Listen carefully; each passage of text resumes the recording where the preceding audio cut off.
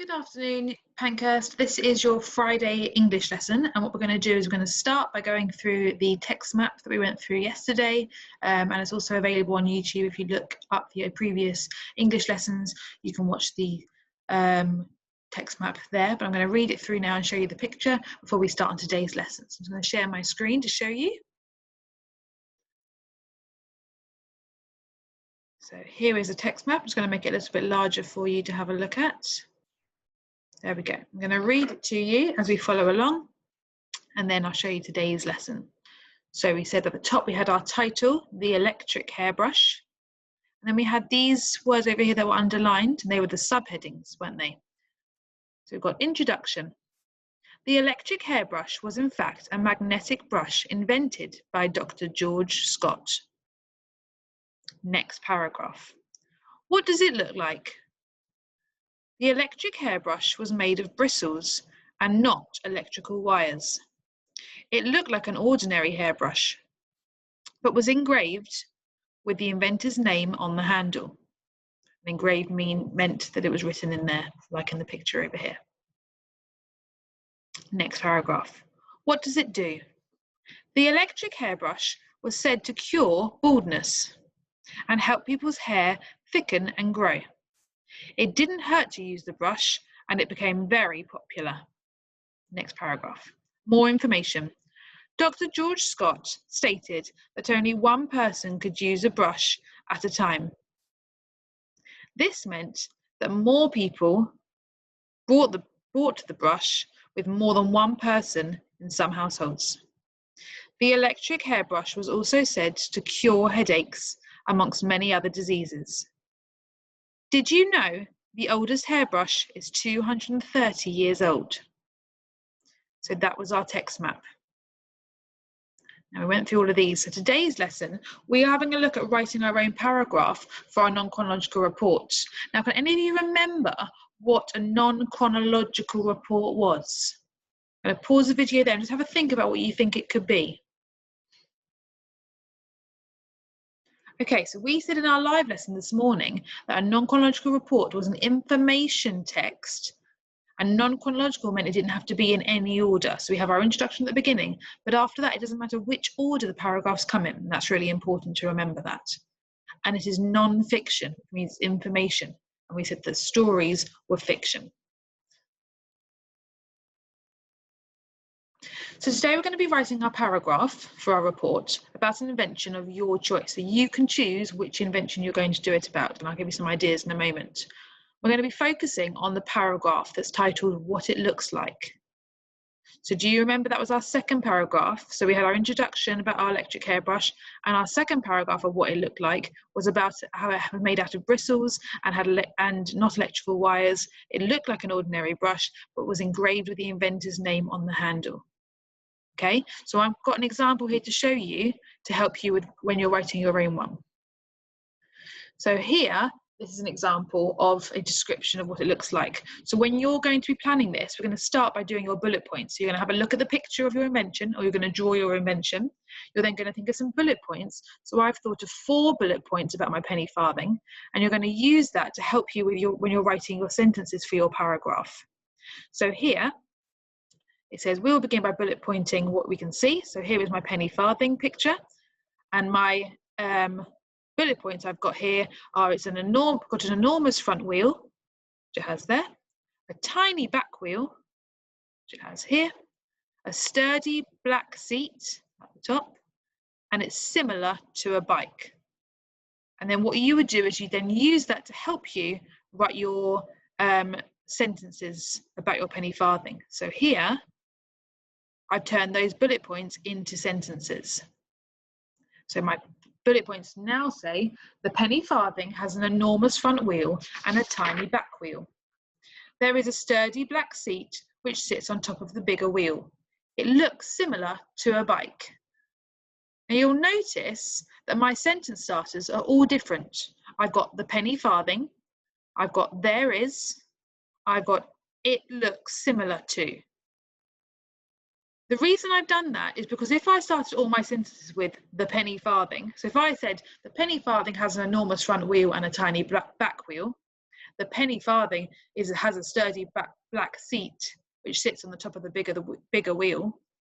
The penny farthing looks similar to a bike. It just becomes quite boring and dull. And I've said that to you in class before. You really need to have different sentence starters. I want you to really focus on that when you're writing yours. Okay, let's do one for another invention. So my next Victorian invention that I'm going to focus on is the Victorian flushing toilet. So our first point is we're going to have 4 bullet points to describe what it looks like. So my first point I'm going to say is that it's got a floral design. So floral means it's got all the flowers and the leaves on there. So I'm going to say floral design. So there are all the flowers and the leaves that are going up here and around the seat as well, and on the inside. My next one is there's some letters. You can see some lettering right at the back here in the toilet.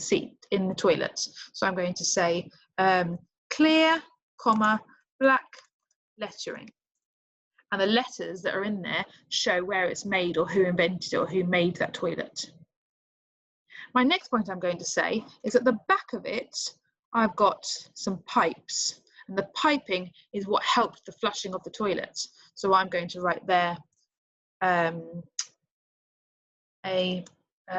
black pipe opening.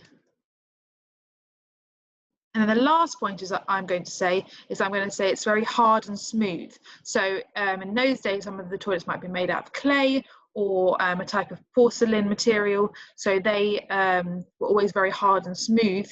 And I'm going to put that on there as well. So I'm going to say hard and smooth.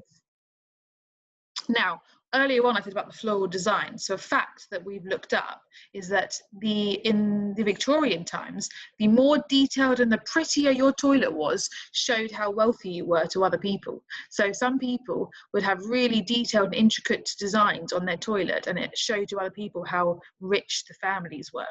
That was a little fun fact for you, which you could always add if you chose a Victorian flushing toilet. That could be one of your did you know facts. Okay, I'm going to ask you to pause the video there, and then we're going to write, because I want you to try and write some of those bullet points into some sentences, and then I'm going to model one for you at the bottom. So I'd like you to pause it there and try and have a think of how you could turn those bullet points into sentences.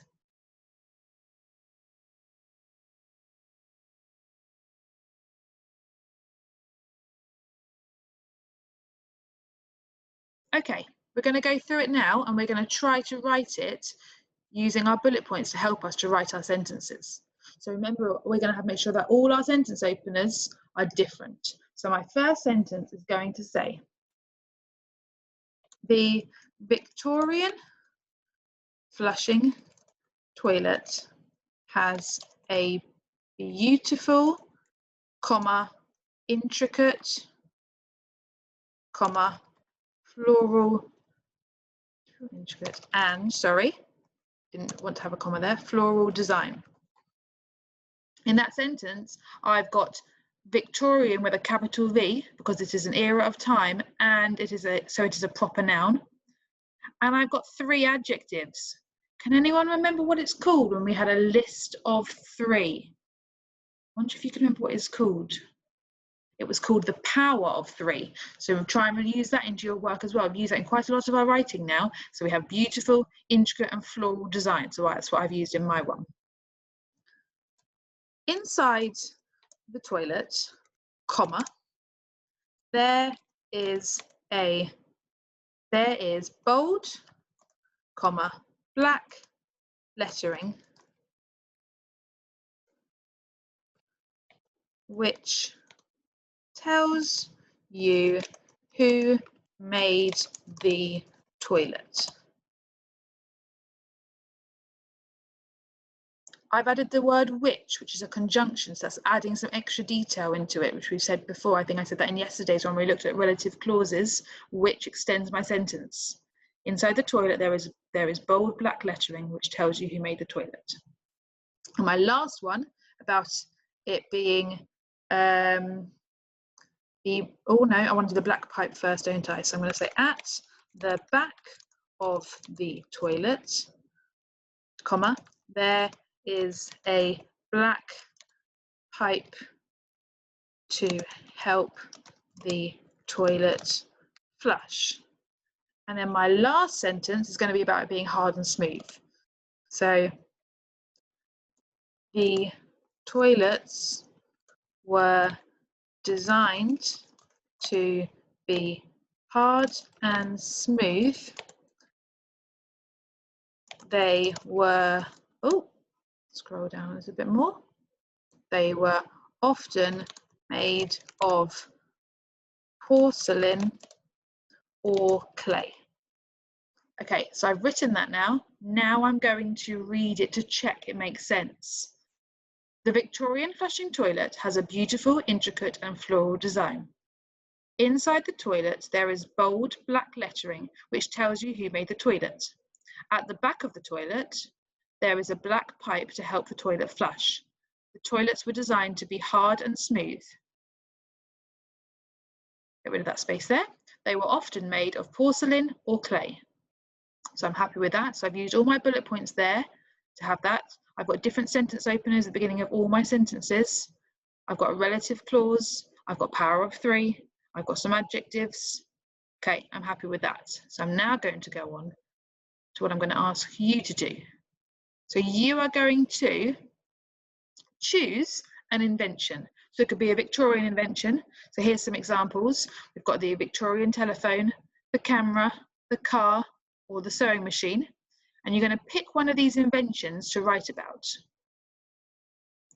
Or if you'd like it to be, you could choose a toy at home or something at home that you could do instead. And what I'd like you to do is you're going to write the name of your invention at the top. You're going to draw a picture of your invention. You're going to write your 4 bullet points of what it looks like, and then you're going to turn it into a paragraph. Your paragraph needs to include your power of 3, if you can, your adjectives, but really, really focus on having different sentence starters at the beginning of each of your sentences. And then if you upload this onto Tapestry, I'll be able to have a look. Try to do this on your own. Try to do your writing as neat as you can, and try to do your drawing as neat as you can. Okay, just take your time to do it and make sure it's nice and clear and you're using your bullet points to help you with your planning. So you might need to do your bullet points and then spend some time trying to think about how you want to write it. You can practice it on your whiteboard first and then write it into your paragraph. I hope that all makes sense. If you've got any other questions, just let me know and I'll try to have a look at them on Tapestry. Enjoy, choose a good invention, make sure it's really exciting, and I'll look at it later on. Bye.